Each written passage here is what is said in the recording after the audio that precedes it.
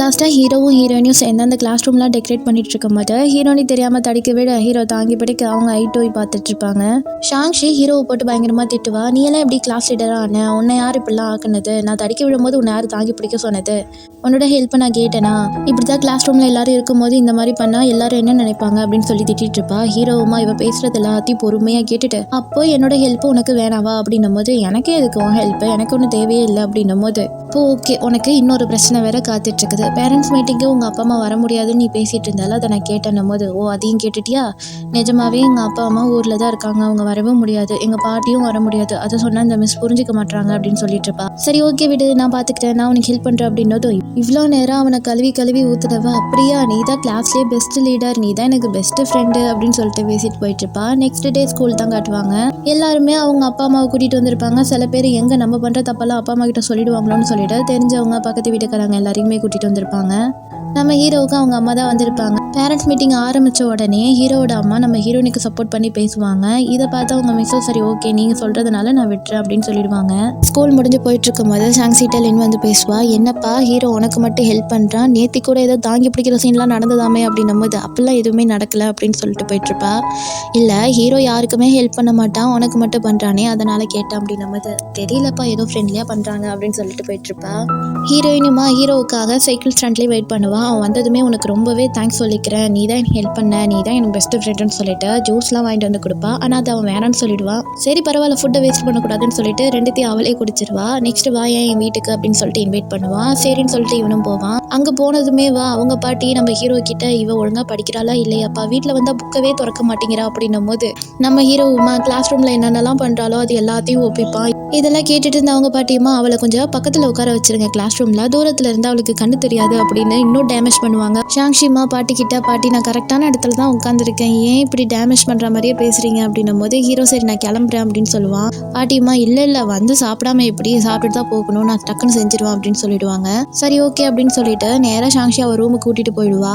அங்கே போனதுமே வா ஏண்டா எங்கள் பாட்டி தான் ஏதோ கேட்குறாங்கன்னா அங்கே நடக்கிறதெல்லாம் அப்படியே ஒப்பிப்பேன் அப்படின்னும் போது, அவங்க கேட்டாங்க நான் சொன்னேன் இதில் என்ன இருக்குது அப்படின்னும் போது, அந்த பாட்டி வேற ஷாங்ஷியை கூப்பிடுவாங்க. சரி இங்கே இரு நான் போய் பார்த்துட்டு வரேன் அப்படின்னு சொல்லிட்டு அவள் போவா. இவன் அவளோட ஃபோட்டோஸ் அவள் ரூமில் இருக்கிறது எல்லாத்தையும் பார்த்துட்டு இருப்பான். நம்ம ஷாங்ஷியோட சின்ன வயசு ஃபோட்டோவை எடுப்பான். அதை பார்க்கறதுக்குள்ள ஷாங்ஷி சாப்பாடுலாம் எடுத்துகிட்டு வந்துடுவாளோ, அப்படியே அந்த ஃபோட்டோவை பார்க்காம வச்சுட்டு போயிடுவான். சாப்பாடு ரொம்ப காரமாக இருக்கும் போல், சரின்னு சொல்லிட்டு அட்ஜஸ்ட் பண்ணிட்டு தான் சாப்பிடுவான். ஆனாலும் அவனுக்கு ரொம்ப காரம் தாங்க முடியாமல் தண்ணி கேட்க முடியாமல் ஆக்ஷனில் கேட்பான். நம்ம ஹீரோயினியா இவனுக்கு வேற ஏதோ ஆயிடுச்சோ அப்படின்னு சொல்லிட்டு அவனுக்கு ஃபர்ஸ்ட் எய்ட் செய்யறேன்னு சொல்லிட்டு அவனை போட்டு படாத பாடுபடுத்துவா. இவனுமா இந்த கிறுக்கச்சிக்கிட்ட கேட்டா அவ்வளோதான் அப்படின்னு சொல்லிட்டு அவனே தண்ணி எடுத்து குடிச்சிட்டு, நான் தண்ணியை தான் இவ்வளோ நேரம் கேட்டேன், இதுக்கா நீ இவ்வளோ ஆர்ப்பாட்டம் பண்ற அப்படின்னு சொல்லிட்டு போயிடுவான். இவ்வளவுமா நிஜமாவே அவன் சொல்ற மாதிரி நம்ம ஸ்டூப்பிட்டா தான் இருக்கிறோமோ, சின்ன விஷயம் அவன் ஆக்சுவலாக தண்ணி கேட்டான் அது கூட நமக்கு புரிய மாட்டேங்குது அப்படின்னு சொல்லிட்டு அவ போவா. நெக்ஸ்ட் டே கிளாஸ் ரூம் தான் காட்டுவாங்க. ஒரு ஈவெண்ட் நடக்க போது யாரெல்லாம் கலந்துக்கிறீங்க அப்படின்னும் போது யாருமே கை தூக்காம இருப்பாங்க.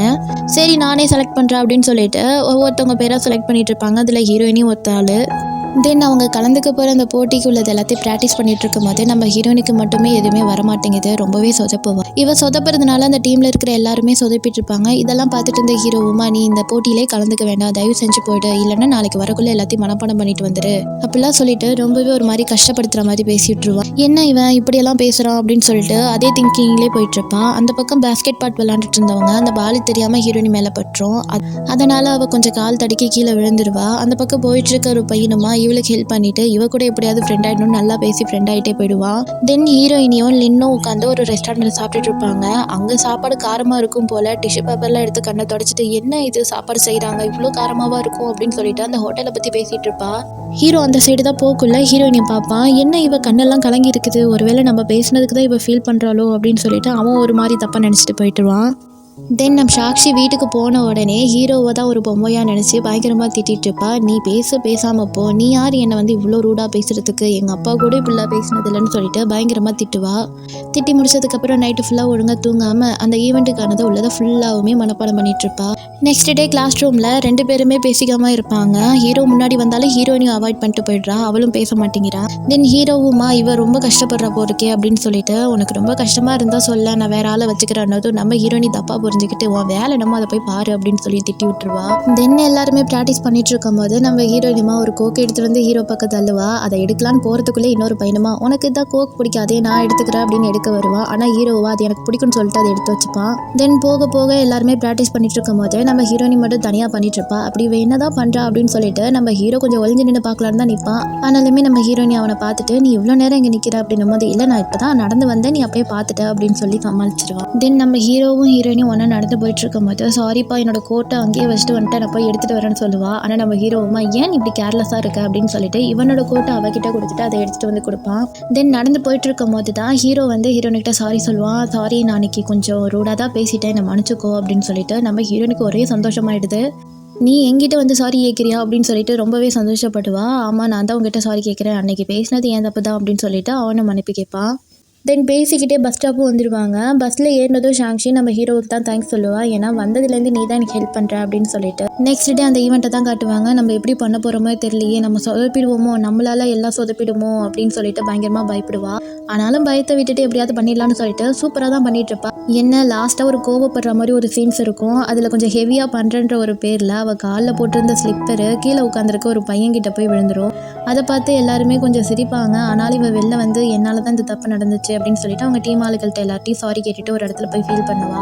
நம்ம ஹீரோவும் அவளுக்கு போய் ஆறுதல் சொல்லிட்டு இருப்பான். வீடு நீ எதுக்கு ஃபீல் பண்ணுற நீ நல்லா தான் பண்ண ஆனால் என்ன அந்த லாஸ்ட் சீன் மட்டும்தான் அப்படின்னு சொல்லிட்டு இருக்கும் போது நம்ம ஹீரோவுக்கு ஒரு கால் வரும்.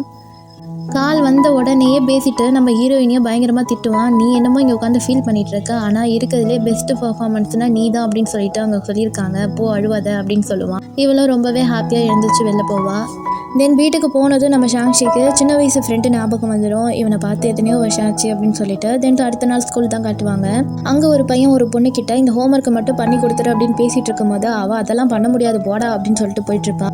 தென் ஹீரோனியை பார்த்துட்டு ஹீரோனிக்கிட்ட வந்து பேசிக்குள்ள அந்த ஈவெண்ட்டில் நீ தானே ஸ்லிப்பரத்துக்கு வீசின இது யாருக்கும் தெரியாது இதை எல்லாத்தையும் சொல்லட்டுமான்னு மிரட்டுவான். நம்ம ஹீரோனியை அப்படிலாம் பண்ணாத அப்படின்னும் போது அப்போ எனக்கு இந்த ஹோம்ஒர்க்லாம் பண்ணி கொடுன்னு சொல்லுவான். சரி எல்லாம் என் தலையெழுத்து கூட பண்ணி தொலைறான் அப்படின்னு சொல்லிட்டு அதையும் வாங்கிட்டு போயிடுவான். நெக்ஸ்ட் டே அந்த கிளாஸ் ரூமுக்கு வந்து அந்த பையன் உங்கள் ஹோம்ஒர்க் பண்ணி முடிச்சிட்டியா கூட அப்படின்னும் போது அதையும் எடுத்து கொடுப்பா. இதெல்லாம் பார்த்துட்டு இருந்த ஹீரோவுமா கோச்சிக்கிட்டு வெளில போயிடுவான். இதுக்கப்புறம் என்னாச்சுன்னு சொல்லிட்டு நாளைக்கு பார்க்கலாம். இந்த கதை உங்களுக்கு பிடிச்சிருந்துச்சுன்னா லைக் பண்ணுங்க, ஷேர் பண்ணுங்க, சப்ஸ்கிரைப் பண்ணுங்க. தேங்க்யூ.